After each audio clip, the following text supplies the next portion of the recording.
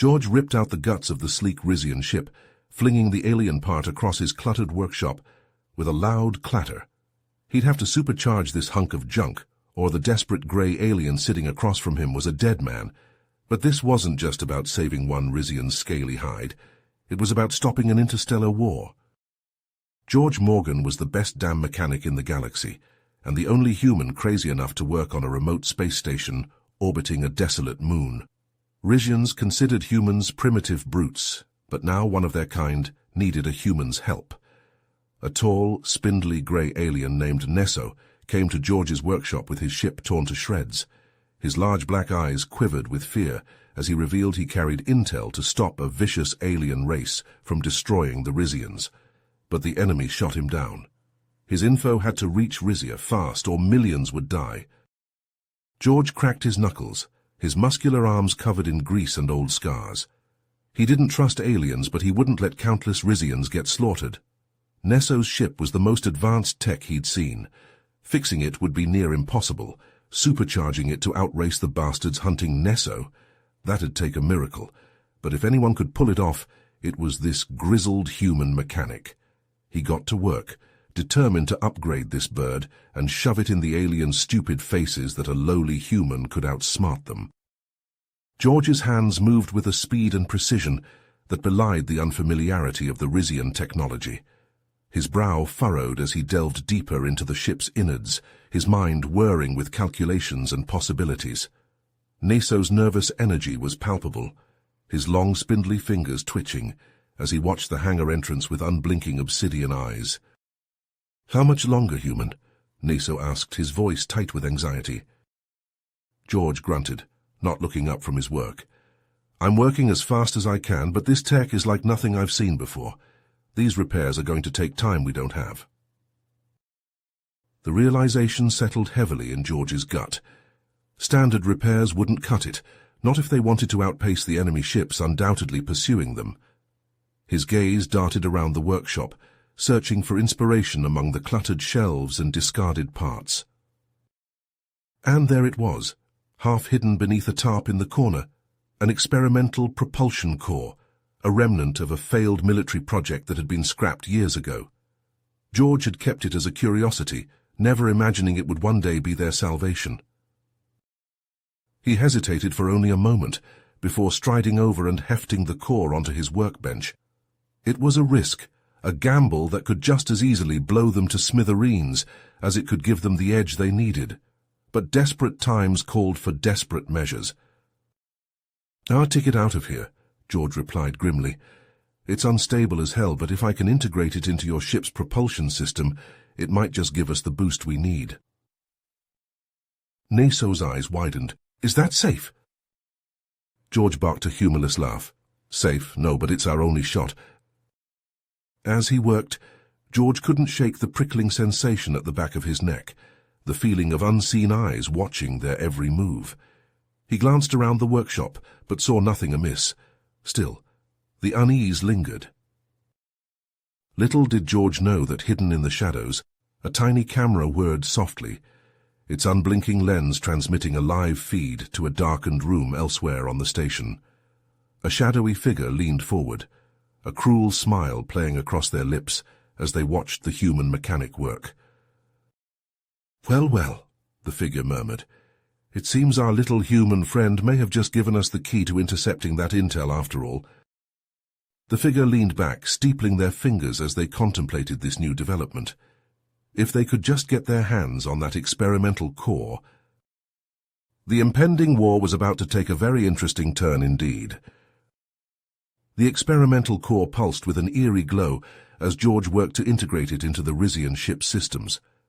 Sparks flew from his tools, illuminating the tense lines of his face. But even as he focused on the task at hand, the space station around them seemed to take on a sinister air. Lights flickered overhead, casting ominous shadows across the hangar. The whir of machinery took on a discordant tone, like the growl of some unseen beast.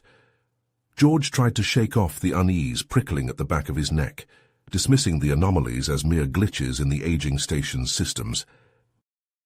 But Nesso was not so easily convinced. The Rizian's obsidian eyes darted around the hangar, his spindly fingers twitching with growing agitation. "Something's wrong," he muttered, his voice tight with fear. "We're being watched, sabotaged. I can feel it." But even as the words left his mouth, a chill ran down his spine. The whispers that echoed through the corridors seemed to grow louder, more insistent. The hair on his arms stood on end, as if in response to some unseen presence. Neso's anxiety was reaching a fever pitch, his breaths coming in sharp, panicked gasps. "We need to leave now, before they come for us." "I'm working as fast as I can," George snapped, his patience wearing thin. "Just let me finish this." But little did they know that the shadowy figure monitoring their every move had already set a plan in motion. A team of heavily armed mercenaries, their faces obscured by sleek black helmets, silently breached the station's defenses. They moved with the precision of a well-oiled machine, disabling security systems and neutralizing any personnel who stood in their way. At their head was a figure of imposing stature, his face a grim mask of determination. Cybernetic enhancements glinted in the low light, a testament to his ruthless efficiency. He signaled to his team, and they advanced towards the hangar bay, their weapons at the ready. In the hangar, George made the final connections, his heart pounding in his chest as the Rizian ship thrummed with newfound power. The experimental core glowed brightly, casting an eerie light across the room. But before they could take a single step towards the ship, the hangar bay doors exploded inward with a deafening blast. George and Neso were thrown to the ground, their ears ringing from the concussive force. Through the smoke and debris, the mercenaries emerged, their weapons trained on the stunned pair. George's blood ran cold as he realized the true extent of their peril. They were outmanned, outgunned, and out of time.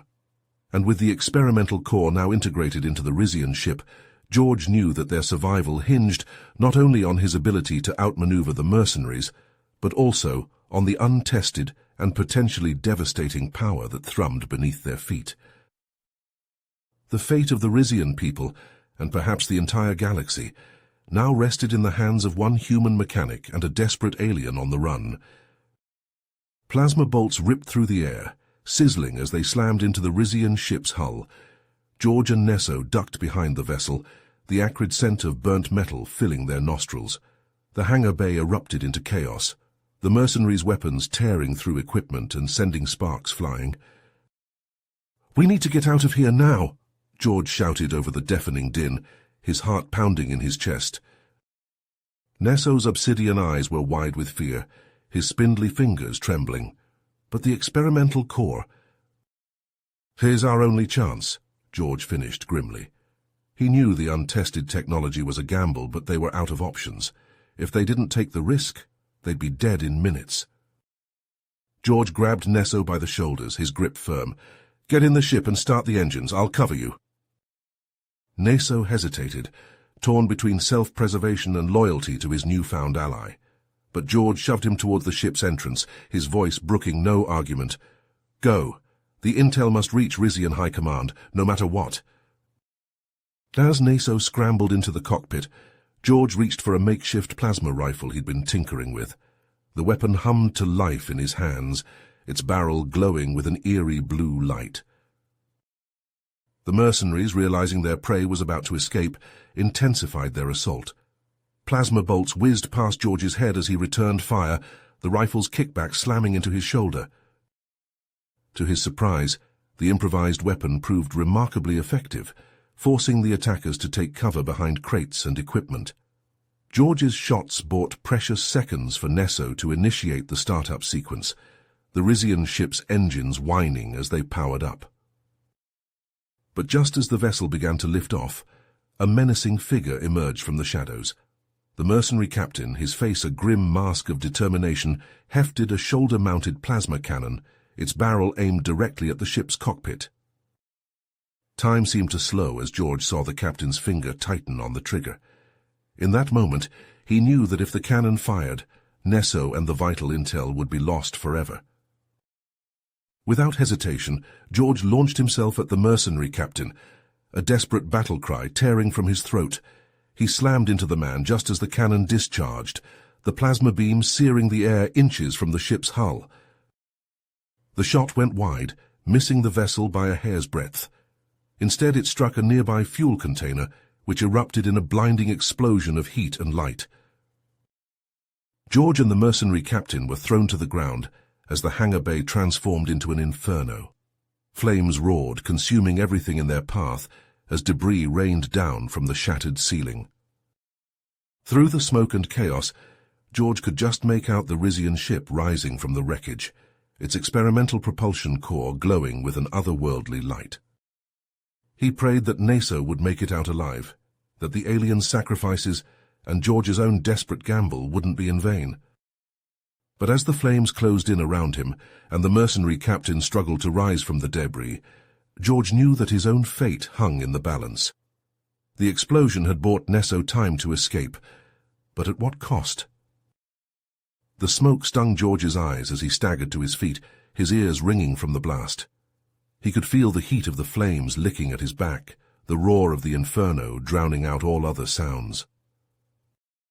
Across the hangar bay, the mercenary captain emerged from the wreckage, his cybernetic enhancements glinting in the flickering light. His eyes locked onto George, a predatory gleam in their depths. As the experimental propulsion core roared to life, the Rizian ship shuddered violently. Neso gripped the controls, his knuckles pale as he fought to maintain control. The vessel lurched forward, the sudden acceleration slamming him back into his seat. Outside, the hangar bay erupted into a maelstrom of swirling debris and searing flames. The shockwave from the ship's engines rippled outward, knocking the mercenaries off their feet like ragdolls. Their weapons clattered to the ground, lost amid the chaos. George, locked in a desperate struggle with the captain, felt the force of the blast tear them apart. He tumbled across the hangar floor, his body battered by the unrelenting wave of energy. Dazed, George lifted his head, his vision swimming. Through the haze of smoke and flickering flames, he caught a glimpse of the Rizian ship as it tore free of the station's gravity. The vessel streaked across the starry expanse, a trail of shimmering particles marking its passage. A sense of awe washed over him, tinged with a profound relief. Neso had made it. The intel was safe. But the moment was short-lived. A guttural roar of rage shattered the brief respite, and George turned to see the mercenary captain advancing on him, his face contorted with fury. The man's cybernetic enhancements glinted menacingly in the firelight, a testament to his unyielding determination. George struggled to his feet, his muscles screaming in protest. He raised his fists, squaring off against his opponent amidst the smouldering wreckage. The captain lunged forward, his movements a blur of speed and precision. George barely managed to deflect the first blow, the impact sending shockwaves up his arm. They traded strikes, their bodies a whirlwind of motion as they danced around the flames. George's heart pounded in his ears, adrenaline coursing through his veins. He countered the captain's high-tech augmentations with decades of hard-earned experience, anticipating his enemy's moves with uncanny accuracy. The station's alarms blared, the sound barely audible over the roar of the inferno. Warning lights flashed, painting the scene in a hellish red glow. George knew time was running out. The damage from the firefight had compromised the station's structural integrity, and collapse was imminent. With a final, desperate surge of strength, George ducked under the captain's swinging fist and drove his own into the man's midsection. The captain doubled over, the air rushing from his lungs. George followed up with a savage uppercut, the blow connecting with the captain's jaw with a sickening crunch. The mercenary crumpled to the ground, his cybernetic limbs twitching spasmodically. George staggered back, his chest heaving as he fought to catch his breath. The exertion had taken its toll, his body a tapestry of bruises and burns. Limping heavily, George made his way towards the escape pods, each step an agony. The station shuddered around him, the metal groaning as it began to buckle under the strain. He reached the nearest pod, his hand hovering over the activation panel. But even as he prepared to flee, a nagging doubt crept into his mind. The shadowy figure behind the attack still lurked out there, their motives unknown. George couldn't shake the feeling that this was just the beginning, that the Rizian struggle was far from over.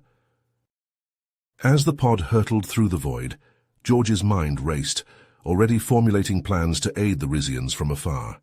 He may have been just a mechanic, but he'd be damned if he let this be the end of his fight. The galaxy was a vast and treacherous place, and George had a feeling that his role in this cosmic drama was far from over. George's knuckles were white as he gripped the controls of the escape pod. It shuddered violently, alarms blaring as the space station exploded behind him. He watched in horror as the structure crumpled in on itself, a blinding flash of light illuminating the void before being swallowed by darkness. The shockwave hit his pod like a hammer, sending it spinning out of control. George was thrown from his seat, his body slamming against the walls of the cramped vessel. He clawed his way back to the controls, fighting against the nauseating tumble. But no matter how he tried, the pod wouldn't respond. The communication system crackled and died, leaving him in eerie silence. George was alone, adrift in an endless expanse of stars. No way to call for help. No way to know if Nesso had made it to safety. As the adrenaline faded, the pain of his injuries began to set in. His ribs ached with each breath and blood trickled from a gash on his forehead. But even worse was the creeping fear that he might never be found, that he would die out here, frozen and forgotten. Light years away, Nesso burst into the chambers of Rizian High Command. The intel was a live wire in his hands, the truth it contained almost too shocking to believe. "Traitor!" Nesso shouted, his voice echoing off the high walls. "The attack, the infiltration, the sabotage, it was all orchestrated by one of our own, General Zaxis." The room erupted in a cacophony of disbelief and outrage. Zaxis, a respected figure, a hero even. But the evidence was irrefutable. He had conspired to plunge them into war, to seize power in the chaos. But even as they celebrated this narrow victory, a somber realization settled over the room. George, the human who had made it all possible, was missing. "I have to find him," Nesso declared, his voice raw with emotion. "I owe him my life and the lives of every Rizian. I won't rest until he's found." As Nesso made preparations for a desperate rescue mission, George drifted in and out of consciousness. The pod's life support systems were failing, the air growing thin and stale. But even more disturbing were the visions that began to haunt him. At first, they were nothing more than flickers at the edge of his perception. A shadow here, a whisper there. He dismissed them as hallucinations, the product of oxygen deprivation and stress. But they grew more vivid, more terrifying. General Zaxis loomed before him, his face twisted in a malevolent grin. He taunted George, his words dripping with venom. "You think you've stopped me?" Zaxis hissed. "You've only delayed the inevitable. My plan is already in motion, and there's nothing you can do to stop it." The vision shifted, and George saw a fleet of warships, their hulls emblazoned with a symbol he didn't recognize. They swept across the galaxy, leaving destruction in their wake. Planets burned, civilizations crumbled, and at the center of it all, a figure cloaked in shadow, pulling the strings like a puppet master. George's eyes snapped open, his heart pounding in his chest. The visions had felt so real, so visceral, and with a sinking feeling, he realized that they were more than just fever dreams. His actions on the station had set something in motion, something far bigger and more dangerous than he could have ever imagined. And now, as he drifted helplessly through the void, he knew that he might be the only one who could stop it. But first he had to survive. George turned his attention to the pod's failing systems, his mind racing as he tried to devise a plan. He was a mechanic, a problem solver. He had faced impossible odds before and come out on top. George's heart raced in his chest, the sound of blood pounding in his ears almost drowning out the garbled message crackling through the escape pod's damaged communication system. He leaned forward, straining to make out the words amidst the static. "George, it's Nessa. Tracked your pod, unique signature, experimental core." The Rizian's voice faded in and out, the message fragmented and distorted. "Abandoned mining facility. Coordinates. Hurry." With trembling hands, George reached for the pod's navigation controls. his mind racing as he tried to piece together the information. Neso had found him, using the very technology that had nearly torn them apart. A flicker of hope ignited in his chest, a small but stubborn flame in the darkness. But even as he set to work on repairing the navigation systems, the visions assaulted him once more. The rogue general loomed before him, his face twisted in a cruel sneer. Behind him, ancient and terrible beings stirred, their forms shrouded in shadow. "I think you've won, human," the general hissed, his voice dripping with malice. "You've only delayed the inevitable. My new allies will rise, and the galaxy will tremble before us." As he worked, the pod's sensors flickered to life, their readings erratic and unsettling. Strange energy signatures danced across the screens, hinting at the presence of something otherworldly nearby. George felt the hair on the back of his neck stand on end, a primal sense of unease washing over him. Was it just another hallucination, a product of his exhausted and strained mind? Or was there truly something out there, watching him from the void? With a final, desperate effort, George input the coordinates for the abandoned mining facility, his heart pounding as the pod's engines sputtered to life. The small craft shuddered and groaned, the damage it had sustained making every movement a struggle. As the pod began its treacherous journey, George slumped back in his seat, his body aching with exhaustion and his mind reeling from the weight of his visions. He knew that the road ahead would be fraught with danger, that the horrors he had seen in his mind's eye might pale in comparison to what awaited him at the mining facility. And so, with a grim determination, George steeled himself for whatever lay ahead, the escape pod hurtling through the void towards an uncertain future. The escape pod shuddered as it approached the abandoned mining facility, its battered hull groaning in protest. George peered through the viewport, his stomach churning at the sight of the dilapidated structure. Sections of the exterior walls had crumbled away, exposing the facility's innards to the unforgiving vacuum of space. It was a grim testament to the neglect and decay that had taken hold in the years since the miners had left.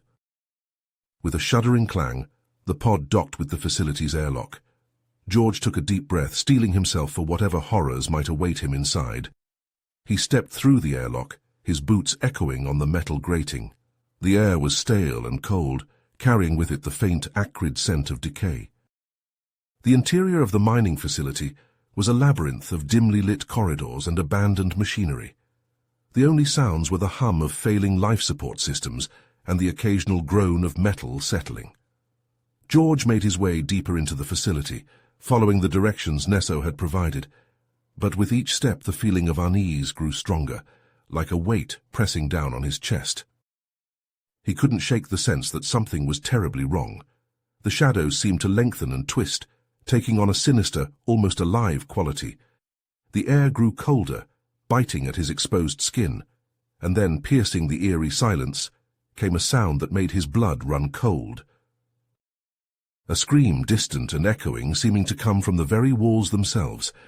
It was a sound of pure agony, of terror beyond imagination. George's heart pounded in his chest, his breath coming in ragged gasps.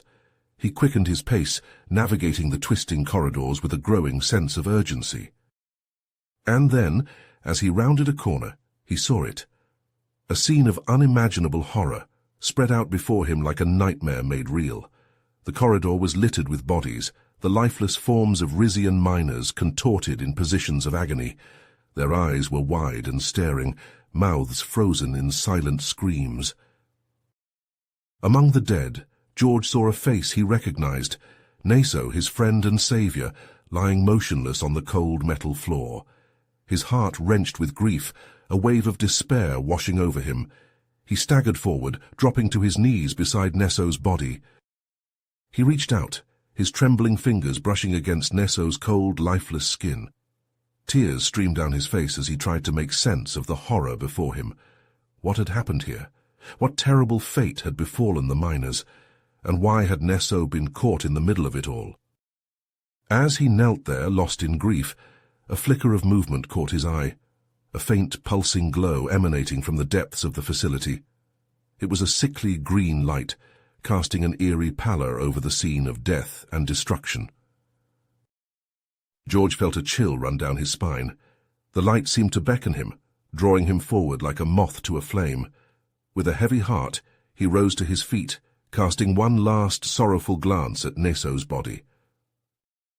He knew he had to press on, to uncover the truth behind the mining facility's grim secrets and the visions that had haunted him for so long. But as he stepped over the bodies of the fallen miners and into the pulsing green light, he couldn't shake the feeling that he was walking into a nightmare from which there might be no escape.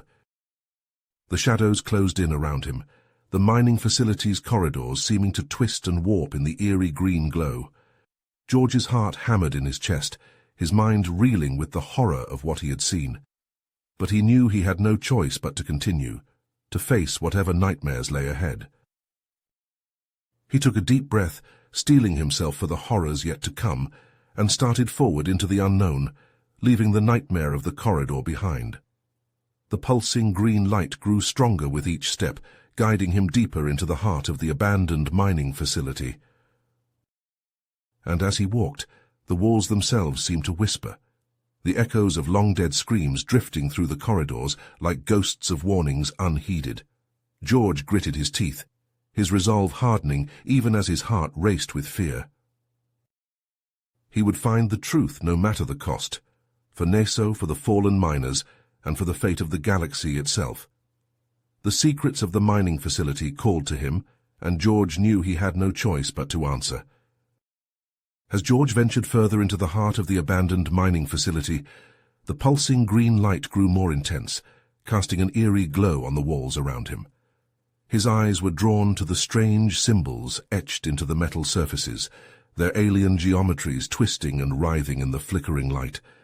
A sense of unease crept over him as he realized that these were the same symbols he had seen in his visions, a haunting reminder of the horrors that awaited him. With each step, the air seemed to grow thicker, pressing in on him like a physical weight. George's breath came in shallow gasps, his lungs struggling to draw in the oppressive atmosphere. He couldn't shake the feeling that he was being watched, that some unseen presence was tracking his every move, waiting for the perfect moment to strike. As he rounded a final corner, the corridor opened up into a vast circular chamber, its walls lined with pulsing conduits and humming machinery. In the center of the room stood an otherworldly artifact, its surface shimmering with an unnatural green light. George found himself drawn to it, his feet moving of their own accord, his mind struggling to comprehend the alien geometry that seemed to defy the very laws of physics. Suddenly the artifact flared to life, its radiance intensifying until it was almost blinding. George threw up his hands to shield his eyes, but it was too late. He felt himself being pulled forward, his body twisting and contorting as he was engulfed in a vortex of energy. The world around him dissolved, replaced by a kaleidoscope of colors and shapes that defied description. When the chaos finally subsided, George found himself standing in a realm that seemed to exist beyond the boundaries of space and time. The ground beneath his feet was a shifting mass of shadows, while the sky above was a swirling maelstrom of sickly green light. The very fabric of reality seemed to warp and twist around him, blurring the lines between nightmare and waking life. "Welcome, George," a familiar voice called out, cutting through the eerie silence. George spun around, his eyes widening in shock as he came face to face with the rogue Rizian general. The man stood before him, his once proud uniform now tattered and stained, his eyes blazing with a feverish madness. At the general's side stood a pair of towering figures, their forms shrouded in shadow. They radiated an aura of ancient malevolence, a palpable sense of dread that made George's skin crawl. "You've come a long way," the general continued, his voice dripping with a mocking sincerity. "But then that was always the plan, wasn't it? You see, the artifact you so willingly approached is no mere trinket. It is a gateway, a portal to a dimension inhabited by beings of unimaginable power."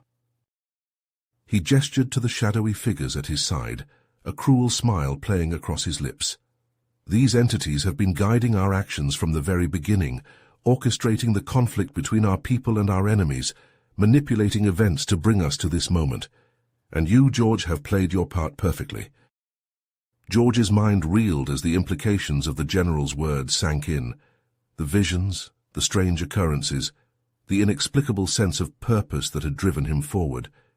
It had all been part of some twisted plan, a cosmic game in which he was nothing more than a pawn. "Now you have a choice to make," the general said, his voice taking on a sinister edge. "Join me, George, embrace the power that these beings offer, and together we can unleash them upon the galaxy. We can reshape the very fabric of reality itself, mold it to our whims. Or refuse and watch as everything you hold dear is consumed in the fires of annihilation." George's heart pounded in his chest, the weight of the decision bearing down on him like a physical force. He knew that the fate of countless lives hung in the balance, that the very future of the galaxy rested in his hands. But even as despair threatened to overwhelm him, a spark of defiance ignited within his soul. He couldn't let it end like this, couldn't allow these ancient horrors to be unleashed upon the unsuspecting universe. George squared his shoulders, his eyes locking with the general's in a silent challenge. He didn't know how he was going to stop this madness, didn't know if he even could, but he knew that he had to try, had to find a way to seal the gateway and thwart the general's plans, no matter the cost. The odds were stacked against him, the temptation to give in to hopelessness growing stronger with each passing moment. But George refused to yield, refused to let the darkness claim him. He would fight, even if it meant sacrificing everything he held dear. He would find a way to save the galaxy, or die trying. In that moment of crystal clarity, George understood what had to be done. The experimental propulsion core, the very device he had used to supercharge Nesso's ship, held the key to thwarting the general's nefarious plans. Reaching out with his mind, George focused on the core, willing it to appear before him in this alien realm. At first nothing happened. The general and the shadowy figures loomed over him, their malevolent presence pressing down like a suffocating weight. But George refused to yield, pouring every ounce of his willpower into the task at hand. Suddenly the air shimmered and rippled, and the propulsion core materialized before him, its surface pulsing with an otherworldly glow. George's hands moved instinctively, his fingers dancing across the device's control panel as he began to manipulate its energy output. But George paid him no heed, his focus solely on the task at hand. He channeled the core's energy into the artifact, the device's power surging through the ancient relic like a raging torrent. The artifact began to destabilize, its surface cracking and splintering as the energy tore it apart from within. The general, desperate to stop George, reached out to seize the propulsion core, but it was too late. With a blinding flash of light, the artifact exploded, the shockwave rippling through the alien realm like a tidal wave. George, shielded by the propulsion core's energy field, stood firm as the general and the shadowy figures were engulfed in the searing radiance. The realm around him shuddered and convulsed, the very fabric of reality unraveling as the gateway collapsed in on itself. George watched in awe as the alien landscape dissolved, the colors and shapes blurring together until there was nothing left but an endless void. And then, as suddenly as it had begun, it was over. George found himself back in the mining facility, the remnants of the artifact smoldering at his feet. The chamber was eerily silent, the only sound the faint hum of the propulsion core as it powered down. Staggering to his feet, George made his way through the corridors, his mind reeling from the events that had just transpired. The bodies of the Rizian miners still littered the floor, their lifeless eyes staring accusingly at him as he passed. But when he reached the spot where Nesso's body had lain, George froze. His friend's corpse was gone, vanished without a trace. In its place was a faint, shimmering residue, a ghostly echo of the Rizian's presence. Tears welled up in George's eyes as he realized the truth. Nesso's fate would remain a mystery, a question that would haunt him for the rest of his days. But even in death, his friend had played a crucial role in saving the galaxy from an unspeakable horror. With a heavy heart, George made his way to the airlock where his escape pod was docked. He clambered inside, his body aching from the trials he had endured. As the pod detached from the mining facility and drifted into the void, George gazed out at the stars, his mind weighed down by the knowledge of the horrors that lurked in the depths of space. But even as grief threatened to overwhelm him, George knew that he could not let Nesso's sacrifice be in vain. He would honor his friend's memory by continuing the fight, by standing against the shadows no matter the cost. For he knew that the alternative was a fate far worse than death itself, a fate that would see the galaxy consumed by an evil beyond imagination, its people enslaved, and its worlds laid to waste. As the escape pod drifted through the endless expanse of space, George made a silent vow. He would be the light in the darkness, the beacon of hope in a universe teetering on the brink of oblivion. For as long as there were those like him, those willing to stand against the tide of shadow, there was still a chance for a brighter tomorrow. George's eyes drifted closed, his body succumbing to the exhaustion that had been held at bay by sheer force of will. His mind, however, continued to race, images of the horrors he had witnessed flashing through his thoughts like a fever dream. You have reached the end of the story. If you enjoyed this story and want to support us, please leave a like and subscribe to our channel, and for every comment that says 88, I will heart every single one of them. Thank you for your time.